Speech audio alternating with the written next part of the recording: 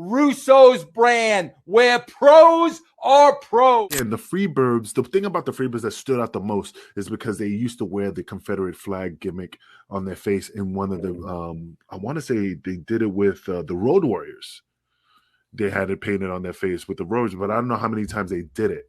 And I think they did it on special big events.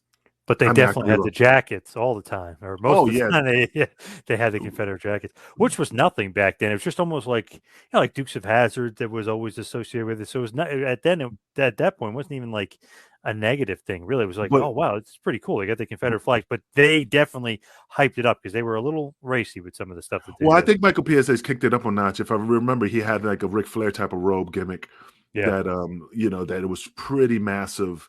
With the Confederate flag, and of course that just brought up heat. And I think I love the Confederate flag. I love the General Lee. I don't represent it with racism. I just represent it with history, and I just think. But of course, it just takes it up because it was the North and South wars. So of course they lost, the Confederates. So they're supposed to be the evil of the heels. So that's why they emphasize using the Confederate flag, because they were the heels and stuff. And I just think it was a great angle. Pierce, do you know about the Confederate flag besides the one hanging on your wall? It's funny because I remember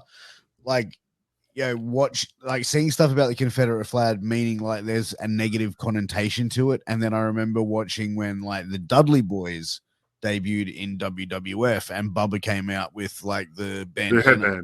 The bandana or headband of the Confederate flag. And I'm going, isn't that like a racial thing? I thought it was for skinheads and stuff like that. I didn't know, you know what I mean, until I got a little bit older. But I don't know, man. It obviously triggers a lot of people. Well, it didn't trigger it for Devon. I mean, the thing is, I don't take offense to the Confederate flag. I just think it's part of history. I think, at the time, racism during time of slavery was a fashionable thing. I mean, again, I don't condone slavery, but at the time of that era, it was fashionable. It was part of being the elite, of being rich, of owning property. Again, I'm not condoning it. It's just George Washington did it. Thomas Jefferson did it. But of course, they freed the slaves at the time. But anyway, I just don't associate the Confederate flag in regards to racism. It was just a group of people who had their own independence. And just like if we did it with the King of England, when we, try to, during the Revolution, if somebody wore the British flag, doesn't mean that they were racist. It's just, it was just that country.